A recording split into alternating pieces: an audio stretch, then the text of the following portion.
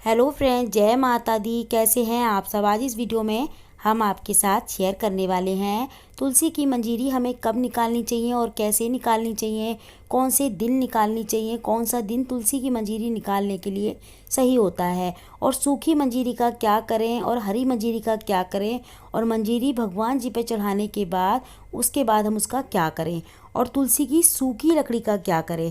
तो फ्रेंड, जिसके मन में ये सवाल है कि तुलसी की मंजीरी का क्या करें, तुलसी की सूखी लकड़ी का क्या करें, वो इस वीडियो को लास्ट तक देखें और पूरा देखें।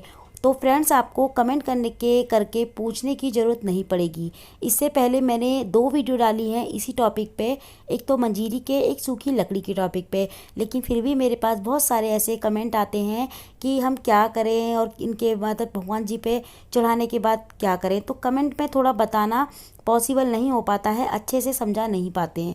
इसीलिए मैंने इस टॉपिक पे एक और वीडियो बना दी है तुलसी की मंजीरी पे। तो इसमें मैं अच्छे से आपको पूरी जानकारी डिटेल में देने वाली हूँ। तो देखिए फ्रेंड्स, दिन के लिए तो आप तो एक तो एकादशी वाले दिन तुलसी की मंजीरी हमें नहीं तोड़नी चाहिए, मतलब 11 वाले दिन। बहुत सारे लोग 11 बोलते हैं, बहुत सारे तो एकादशी।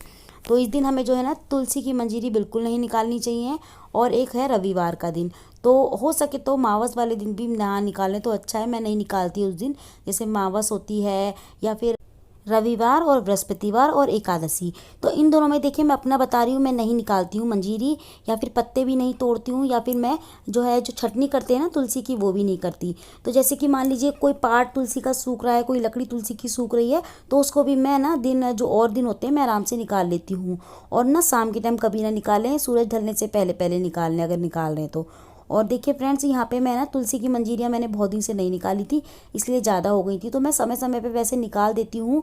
तो इससे क्या होता है, देखिए एक तो तुलसी की सेवा हो जाती है जो हम तुलसी की मंजीरी निकालते हैं। अगर हम तुलसी की मंजीरियाँ नहीं निकालते हैं ना, तुलसी पे भार हो जाता है।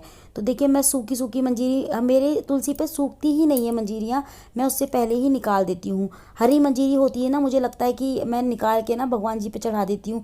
जैसे मान लीजिए बृहस्पति के व्रत रखते हैं, शुक्र के व्रत रखते हैं, या फिर बृहस्पति की पूजा करते हैं, शुक्रवार की पूजा करते हैं, उस दिन मैं चढ़ा देती हूँ। उसके 2 दिन बाद में जो हल्की हल्की सूखती है ना, तो मैं फिर क्या करती हूँ, इनको जो है ना मैं इस्तेमाल कर लेती हूँ। उनका कैसे इस्तेमाल करती हूँ मैं आगे आपको वीडियो में बताऊँगी। तो तुलसी की मंजीरी आप जब भी निकालें, देखिए नखून से कभी ना निकालें, मतलब हाथों की सहायता से खींच के मतलब निकालनी है आराम से। आपको नखूनों से कभी नहीं तोड़नी। बहुत सारे लोग क्या करते हैं, नखून की सहायता से तोड़ लेते हैं। इस तरीके से नहीं तोड़ना है, आपको आराम से तोड़ना है बिना नखूनों के, ठीक है ना। अब निकालने के बाद क्या करना है आपको, हरी मंजीरी है तो हरी मंजीरी को आप बृहस्पतिवार को और शुक्रवार को माँ लक्ष्मी को, और बृहस्पतिवार को भगवान विष्णु को, भगवान हरि को, लड्डू गोपाल को चढ़ा सकते हैं। चढ़ाने के बाद फिर बहुत सारे लोगों को ये भी सवाल आता है कि चढ़ाने के बाद भगवान को क्या करें मंजीरियों का। चढ़ाने के बाद देखिए क्या करेंगे, अगले दिन आप पूजा जब करते हैं और जब मंदिर की साफ सफाई करते हैं, तो अगले दिन आपको जो है उनको हटा लेना है। हटाने के बाद धूप में आप रख सकते हैं ऐसी जगह पे जहाँ पे सूख जाए वो आराम से, ठीक है। सूखने के बाद क्या करना है आपको, देखिए मैंने दोनों तुलसियाँ लगा रखी हैं, हाँ, राम और श्यामा तुलसी, और इसको अभी ज़्यादा वक्त नहीं हुआ, सिर्फ 4 महीने ही हुए हैं लगाए हुए। कितनी हरी भरी हो गई है मेरी तुलसी, देखिए दूसरी वाली भी, क्योंकि मुझे अलग अलग पूजा करनी पड़ती थी राम और श्यामा की, तो मैंने एक ही गमले में लगा लिया। दोनों की पूजा जो है आराम से हो जाती है। तो देखिए फ्रेंड्स, आप जो है ना पूजा करने के बाद हरी मंजीरी को निकाल के धूप में रख लीजिए। धूप में जब वो सूख जाए, ठीक है, सूख जाए तो आप उसका देखिए, सूखने के बाद क्या होता है, उनके फूल जो है ना झड़ जाते हैं। जो लकड़ियाँ बचती है ना बीच की, उन लकड़ियों को आप एक साइड में रख लीजिए। बीच में जो लकड़ी होती है जहाँ पे चारों तरफ फूल होते हैं, वो बीच में पतली सी लकड़ी जो निकलती है, उसको आप एक साइड में रख लीजिए। और जो फूल होते हैं ना, उनको अलग कर लीजिए। बिल्कुल अलग करने के बाद उनको देखिए बिल्कुल हाथों से आराम से वो मिक्स हो जाएंगी, बिल्कुल बारीक हो जाएंगी मसाले की तरह, है ना। उसके बाद आप एक एक चम्मच करके आप चाय पत्ती में, घर की जो चाय बनाते हैं ना आप डेली में सुबह, तो उसमें आप मिक्स कर सकते हैं। एक एक चम्मच करके, ज़्यादा नहीं डालनी, क्योंकि तुलसी की मंजीरी भी तुलसी की तरह गर्म होती है, ठीक है ना। इससे सबसे पहली बात तो आपको देखिए सर्दी जुकाम खांसी कफ वगैरह नहीं होगा। इन चीज़ों से, बीमारियों से तुलसी माता आपको बचाएगी। दूसरी चीज़, भगवान हरि को, लड्डू गोपाल को आप तुलसी माता का चाय के साथ भोग भी लगा सकते हैं, ठीक है। जब तुलसी की चाय जाएगी तो खुशबू तुलसी की, फिर तुलसी का भोग हो जाएगा ना, ठीक है। तो इससे चाय में ये इस्तेमाल ऐसे इस तरीके से इस्तेमाल भी कर सकते हैं।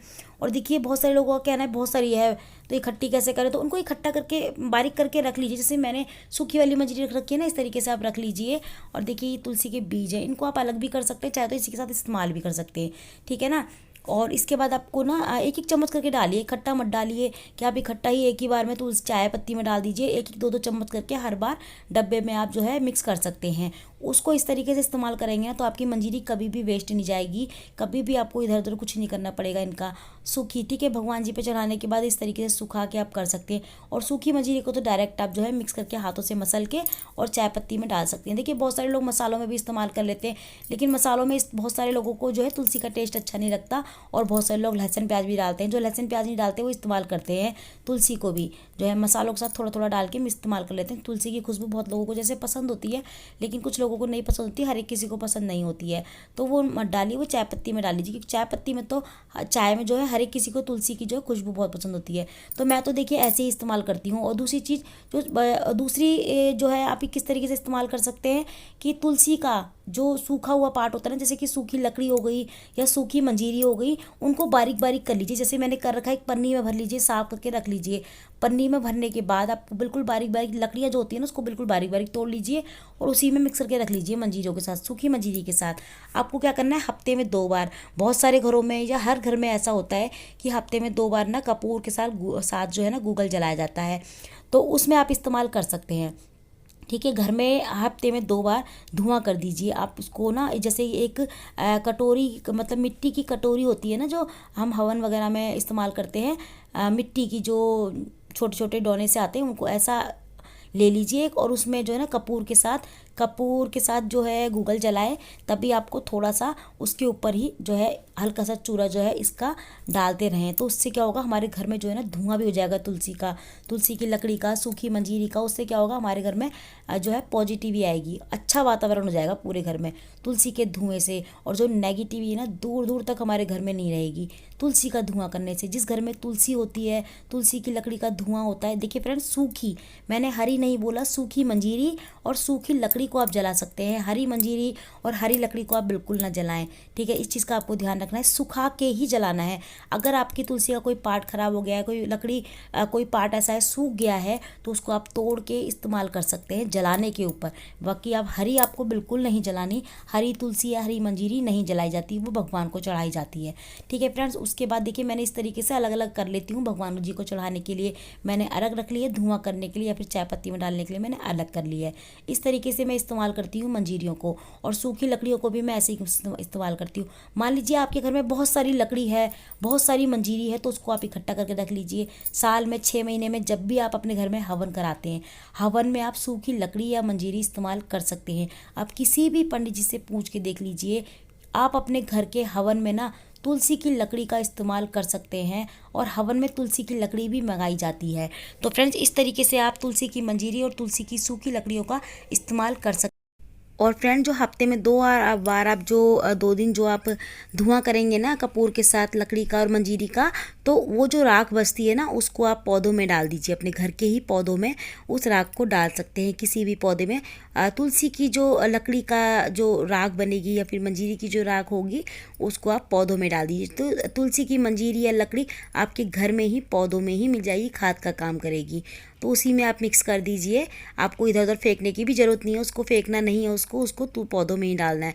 अगर तुलसी में नहीं डालना चाहते तो आप और पौधे होते हैं घर के, उनमें डाल सकते हैं। तुलसी की जो लकड़ी की जो राख बचती है बाद में, और हवन की जो राख होती है उसको भी आप जो है डाल सकते हैं पौधों में ही। थोड़ा थोड़ा करके सारे पौधों में इस्तेमाल कर दीजिए, डाल दीजिए, तो वो खाद बन जाएंगे।